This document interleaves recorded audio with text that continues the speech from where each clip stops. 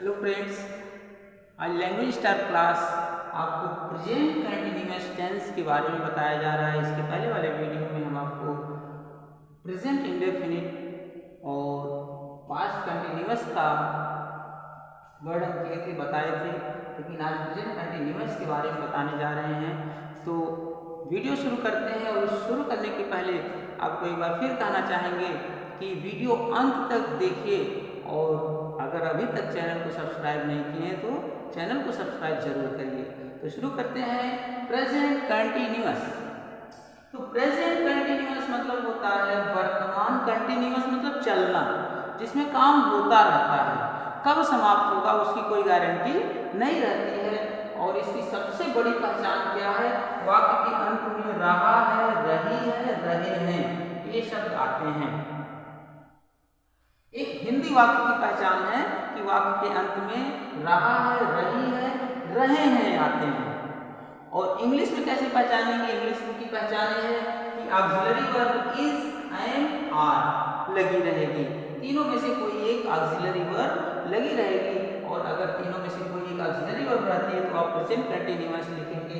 या हिंदी वाक्य है तो रहा है, रही है, रहे हैं, ये वाक्य अंत में, वाक्य के अंत में आएंगे तो आप जान जाएंगे कौन सा टेंस है, प्रेजेंट कंटिन्यूअस टेंस। तो सबसे पहले शुरू करते हैं इसका नियम, कैसे आप बनाएंगे। मान लीजिए हिंदी से इंग्लिश में ट्रांसलेशन करना हो तो कैसे बनाएंगे, या इंग्लिश टू इंग्लिश ट्रांसलेशन करना हो, इंटरचेंज करना हो तो कैसे करेंगे। इन सारी बातों पर आज हम विस्तृत चर्चा करेंगे। तो सबसे पहले आपको पता है सब्जेक्ट लिखा जाता है। सब्जेक्ट कैसे पता चलेगा? जैसे कि मान लीजिए एक उदाहरण लेते हैं कि मोहन घर जा रहा है। मोहन घर जा रहा है। तो सब्जेक्ट क्या है पहले बताए हैं कि सेंटेंस में लगाइए कौन घर जा रहा है। उत्तर मिलेगा मोहन। तो मोहन क्या हो गया? सब्जेक्ट हो गया। मोहन आपका सब्जेक्ट हो गया। ऑक्सिलरी वर्ब, ऑक्सिलरी वर्ब यहाँ तीन ऑक्सिलरी वर्ब है, इज है, एम है, आर है। तो ध्यान दीजिए इज जो है सिंगुलर सब्जेक्ट के साथ, एम जो है सिर्फ आई के साथ, और आर जो है प्लूरल के साथ आप अप्लाई करोगे। तो मोहन सिंगुलर नाउन है और सिंगुलर नाउन के साथ क्या अप्लाई करोगे? इज करोगे। तो यहाँ आपने इज लिख दिया, मोहन इज ऑक्सिलरी वर्ब हो गया। अब वर्ब का बी फॉर्म, बी फॉर्म मतलब होता है जिसमें वर्ब के बेस फॉर्म में आईएनजी जोड़ दिया जाता है। अर्थात वर्ब क्या है? वर्ब कैसे पता करेंगे? मोहन क्या कर रहा है, इसमें लगाइए मोहन क्या कर रहा है। उत्तर मिलेगा जाने का काम कर रहा है। तो जाना के अंग्रेजी जानते हैं, जाना मतलब क्या होता है इंग्लिश में? गो।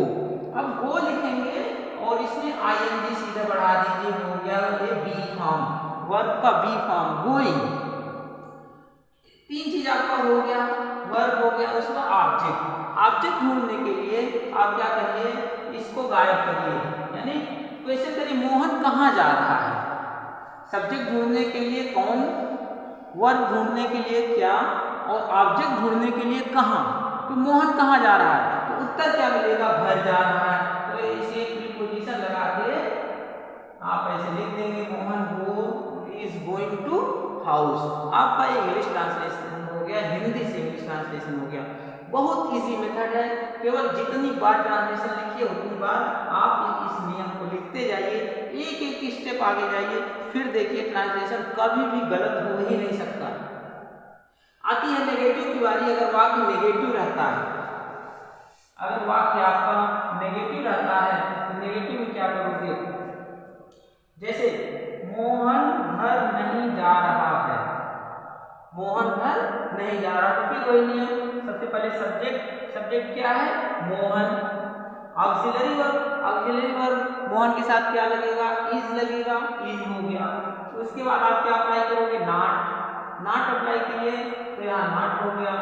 उसके बाद वर्ब का बी फॉर्म गोइंग, और उसके बाद ऑब्जेक्ट जो है Mohan is not going to school.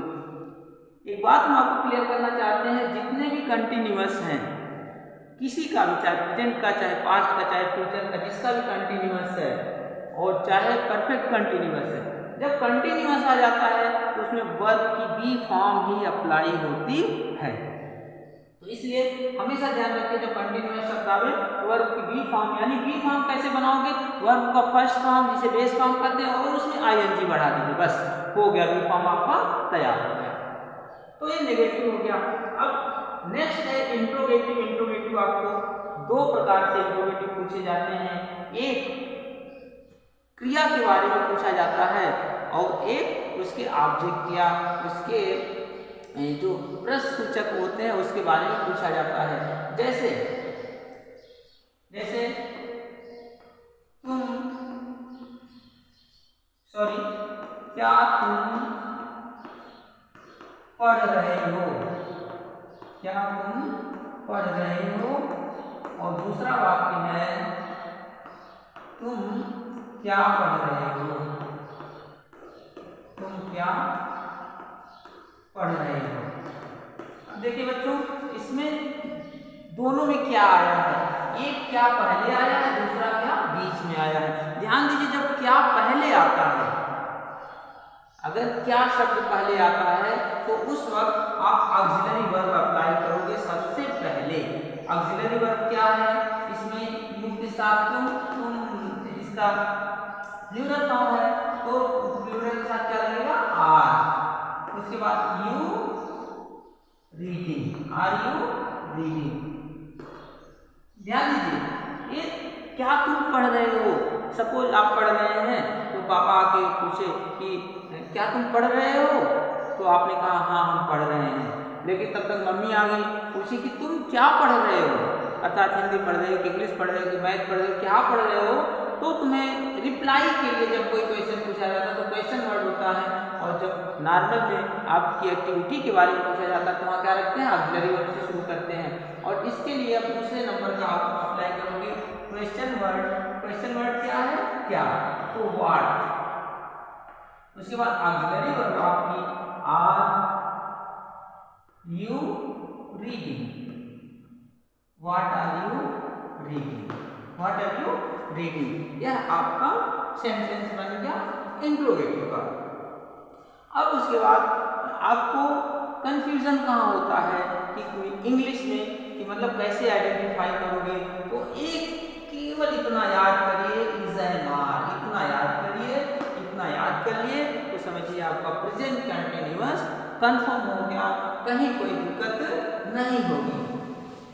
हम इसके बाद एक और चर्चा करेंगे एक टेंस के बारे में, और वो टेंस आपका क्या होगा, present perfect tense. Present perfect आप जानते हैं कि परफेक्ट मतलब क्या होता है, यानी काम जब समाप्त हो जाता है तो कौन टेंस कहलाता है, परफेक्ट कहलाता है, चाहे प्रेजेंट का हो चाहे पास्ट का, फ्यूचर का। तो इसकी भी पहचान जान लीजिए क्या है हिंदी वाक्य में, कि पहचान सबसे पहले क्या होता है, चुका है, चुकी है, चुके हैं। वाक्य के अंत में ऐसे शब्द जब आते हैं तो जान लीजिए कौन सा टेंस होता है, प्रेजेंट परफेक्ट टेंस। और इसकी ऑक्सिलरी वर्ब होती है हैज और हैव। ध्यान दीजिए, हैज सिंगुलर के साथ और हैव प्लूरल के साथ अप्लाई करेंगे। आइए सिंपल के नियम बताएं क्या है। सबसे पहले सिंपल जो सेंटेंस है उसमें सबसे पहले क्या लिखोगे, सब्जेक्ट लिखोगे, फिर ऑक्सिलरी वर्ब। ऑक्सिलरी वर्ब क्या है या है, ठीक है। और ध्यान दीजिएगा वर्ब का थर्ड फॉर्म इसमें अप्लाई होता है। तो चाहे जो टेंस है परफेक्ट का, परफेक्ट के तीनों टेंस में वर्ब का थर्ड फॉर्म अप्लाई होता है, तो वर्ब का third form plus object. Negative अगर रहता है तो नेगेटिव में subject auxiliary verb plus not plus verb का थर्ड फॉर्म प्लस ऑब्जेक्ट। अगर इंट्रोगेटिव आपका फर्स्ट रहता है तो क्या करिएगा, ऑक्सिलरी वर्ब पहले लिख दीजिएगा, फिर सब्जेक्ट लिखिएगा, फिर जो है आपका वर्ब का थर्ड फॉर्म, फिर ऑब्जेक्ट। अगर दूसरा वाला यानी क्यू वर्ड रहता है तो क्यू वर्ड वाले में क्या लिखिएगा, Q word plus auxiliary verb plus subject plus verb का थर्ड फॉर्म और प्लस ऑब्जेक्ट। ये आपको लिखना होगा। कुछ एग्जाम्पल द्वारा हम आपको समझाते हैं। जैसे मोहन खाना पका चुका है। मोहन खाना पका चुका है। अब देखिए सब्जेक्ट क्या है इसमें, कौन खाना पका चुका है, उत्तर मिलेगा मोहन। उसके बाद वर्ब सिंगुलर के साथ है लगेगा, आपको मालूम ही है, मोहन है। अब वर्ब क्या है, पकाना। पकाना का मतलब कुक होता है, तो कुक का थर्ड फॉर्म क्या होता है, कुक। उसके बाद द फूड। बस ये आपका आंसर हो गया। ऐसे ही अगर नेगेटिव रहता है तो उसके आगे नॉट बढ़ा देंगे कि Mohan has not cooked the food. आप इजीली कर सकते हो। और इंट्रोगेटिव रहता है तो has Mohan cooked the food, cooked the food. बस आप आसानी से कर सकते हो। बस ये जो नियम है, आप लोगों को जो नियम हम हर वीडियो में बताते हैं, लिखवाते हैं, इसको उतार लीजिए, दिलो दिमाग में उतार लीजिए। और निश्चित तौर पर आपको कभी, चाहे हिंदी से इंग्लिश ट्रांसलेशन करना हो, चाहे इंग्लिश से हिंदी करना हो, आपका कभी गलत नहीं होगा। अब इंग्लिश में एक होता है इंटरचेंज, जैसे कि हिंदी से आप इंग्लिश में कर लिए, लेकिन जो इंटरचेंज होता है, सपोज जैसे मोहन खाली वो ब्रैकेट में दे दिया टू स्कूल, ऐसे दिया है। और ऐसे ही आपका आएगा, लिख दिया प्रेजेंट कंटिन्यूअस में आपको बदलना है, प्रेजेंट कंटिन्यूअस में बदलना है। तो आपको नियम हो याद करना होगा। तो मोहन हो जाएगा, उसके बाद ऑक्सिलरी वर्ब क्या है, इज हो जाएगा। अब वो का क्या हो जाएगा, गोइंग हो जाएगा, क्योंकि इसमें बी फॉर्म लगता है to school. Mohan is going to school. अगर ये प्रेजेंट परफेक्ट में होता तो आप क्या करते, आप क्या करेंगे, मोहन ऑक्सिलरी वर्ब क्या होगा, हैज, उसके बाद दो का थर्ड फॉर्म क्या हो जाएगा, go went gone to school. Right. इस प्रकार से आप इंटरचेंज ऑफ टेंस भी कर लेंगे। जो इंग्लिश में पूछा जाता है ऐसे सेंटेंस दिया रहेगा और आगे आपको ऐसे चेंज करना रहेगा। जब भी वर्ब की बी फॉर्म की बात आती है, सपोज रीड द बुक, मान लीजिए दिया प्रेजेंट परफेक्ट में करना है आपको, तो क्या करेंगे, वही प्रेजेंट परफेक्ट का नियम अप्लाई करेंगे। आई के साथ हैव लगेगा, रीड रेड रेड संयोग से बड़ा अच्छा है, तीनों का स्पेलिंग एक ही रहता है, प्रोनाउंसिएशन थोड़ा सा डिफरेंस रहता है, रीड रेड रेड बोलते हैं। तो I have read red the book. ठीक हो गया प्रेजेंट परफेक्ट। मान लीजिए है दे खाली खाली खाली write a letter, the write letter bracket में ऐसे आएगा। अब यहाँ आपको निर्देश दिया रहेगा कि प्रेजेंट कंटिन्यूअस में आप बदलिए। तो क्या करेंगे, दे कंटिन्यूअस की ऑक्सिलरी वर्ब इज-एम-आर होती है, तो दे के साथ क्या लगेगा, आर लगेगा, दे आर। अब राइट का क्या हो जाएगा, राइटिंग अ लेटर।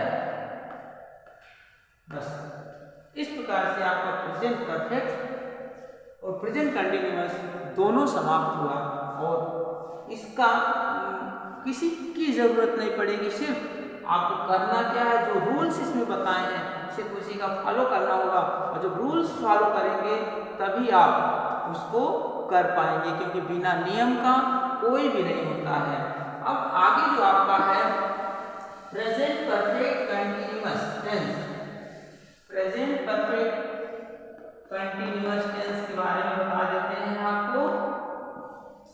इसकी पहचान क्या है हिंदी वाक्य की, रहा है, रही है, रहे हैं। अब ध्यान दीजिएगा, कंटिन्यूअस में भी रहा है, रही है, रहे हैं और इसमें भी, लेकिन परफेक्ट कंटिन्यूअस में क्या रहेगा, आपका समय दिया रहेगा, बस इतना फर्क रहेगा। तो समय का प्रयोग कैसे करेंगे बता देते हैं। ऑक्सिलरी वर्ब इसकी जो है has been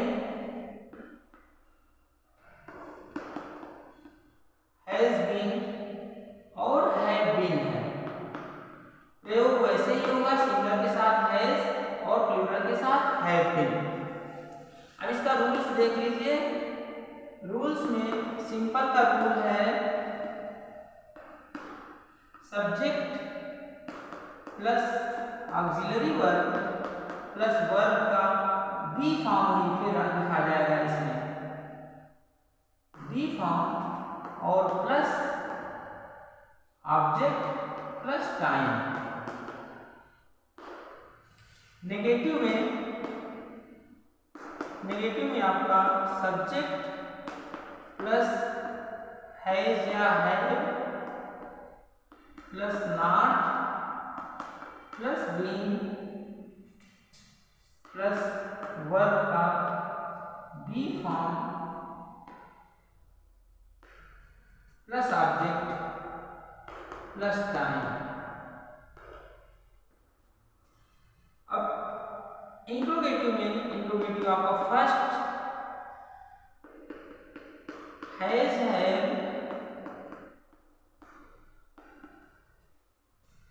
plus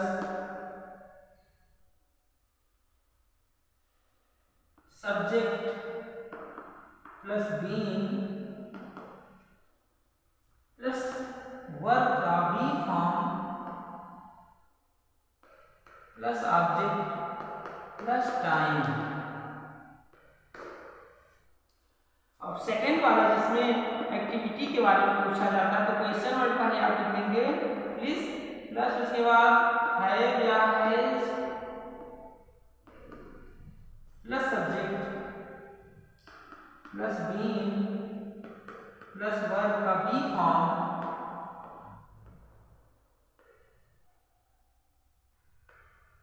plus object और प्लस टाइम। ये आपका नियम है। अब उसमें टाइम के बारे में हम आपको बताना चाहेंगे। जो समय यहाँ है, समय दो होता है, एक आपका निश्चित और एक ड्यूरेशन अवधि में होता है। समय के लिए सिंस और फार दो इस्तेमाल करते हैं।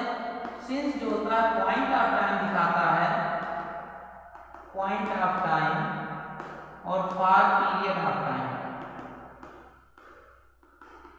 अभी इसको हम एक्सप्लेन कर रहे हैं, कहाँ आप सिंस लगाएंगे, कहाँ फार लगाएंगे, लेकिन उसके पहले एक उदाहरण हम आपको दिखा रहे हैं। जैसे कि राम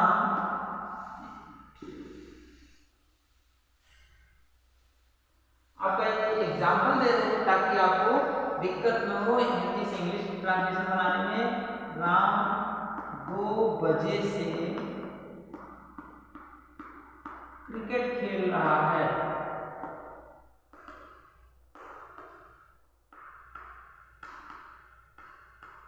एक सेंटेंस से हुआ। दूसरा, राम 2 घंटे से क्रिकेट खेल रहा है। अब देखिए दोनों में फर्क है।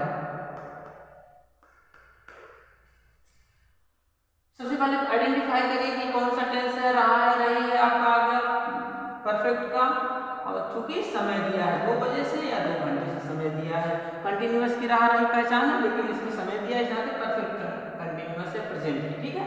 अब इसमें देखिए राम 2 बजे से, सिंस का प्रयोग करेंगे जब, क्योंकि जब समय को पॉइंट आउट कर दिया जाए 2 बजे से 4 बजे से, 2 दिन 2 कर जाता है 2 जून से 2 जुलाई से, जब समय को पॉइंट आउट कर दिया जाता है तो वहाँ पर क्या लगाते हैं, सिंस लगाते हैं। लेकिन जब अवधि बता रहे जैसे 2 घंटे से हो गया, एक अवधि हो गया ना, मतलब 4 साल से 6 साल से 10 साल से 1 घंटा 2 घंटे एक अवधि हो गया। तो यहाँ क्या लगाते हैं, फॉर लगाते हैं। इसीलिए स्पष्ट किए हैं पीरियड ऑफ टाइम के लिए आपको फॉर लगाना है, पॉइंट ऑफ टाइम के लिए सिंस लगाना है। अब इसमें आपको कैसे बनाना रहेगा, राम 2 बजे से क्रिकेट खेल रहा है, Ram has been playing the cricket. अब देखिए 2 बजे से पॉइंट ऑफ टाइम है, तो सिंस 2 o'clock, ये आपका पहले वाले का हो गया। लेकिन पीरियड ऑफ टाइम यहाँ आएगा तो आप क्या लिख देंगे, Ram has been playing the cricket for 2 hours, for 2 hours, बस ये आपका हो गया। नेगेटिव इंट्रोगेटिव का जैसे नियम है वैसे बनाते चले जाएंगे। हाँ, एक बात ध्यान देने की जरूरत है कि किसी भी टेंस में, जिस टेंस में 2 शब्द वाली ऑक्सिलरी वर्ब होती है, 2 शब्द जैसे इसमें है हैज बीन या हैव बीन, जहां 2 शब्द वाली होती है ऑक्सिलरी वर्ब, तो जो मेन होती है हैज या है, उसके बाद ही नेगेटिव सेंटेंस में नॉट लगाएंगे, या जब इंट्रोगेटिव बनाएंगे तो सबसे पहले इसको हम अप्लाई कर लेंगे, और बीन जो हम लगाएंगे इसको कब लगाएंगे, सब्जेक्ट के बाद में लगाएंगे। पहले ऑक्सिलरी वर्ब का मेन जो हैज है या हैड है, जो मेन वर्ड है, और उसके बाद फिर आपका सब्जेक्ट लिखेंगे, फिर उसके बाद बीन लगाएंगे। तो इस प्रकार से आपका प्रेजेंट तो आज फिनिश हुआ। बाकी जो टेंस है हम आगे नेक्स्ट वीडियो में आपको भेजेंगे। तब तक के लिए आप एंजॉय करिए, अपनी परीक्षा की तैयारी करिए, बोर्ड का पेपर आने वाला है। और एक मंत्र इससे पहले देना चाहेंगे आपको कि जो बोर्ड का पेपर है उससे आप जो पिछले साल के पेपर है उसको लेके ज़्यादा से ज़्यादा प्रैक्टिस कर लीजिए, जान जाइए, पैटर्न जान लीजिए, परीक्षा का पैटर्न क्या है, किस ढंग से पेपर आएगा, और पेपर मिलने पर जो इजी रहता है सबसे पहले उसे करिए, फिर उसके बाद डिफिकल्ट की तरफ बढ़िए। इसके साथ ही वीडियो समाप्त करते हैं। तब तक के लिए सबको मेरा आशीर्वाद है, आप लोग आगे बढ़ें और ऐसे वीडियो देखते रहिए और अपना दुलार प्यार देते रहिए। अगर चैनल को नहीं सब्सक्राइब किए हैं तो उसे सब्सक्राइब ज़रूर करिए, अपने भाई बहनों के साथ शेयर करना न भूलें। बहुत बहुत धन्यवाद।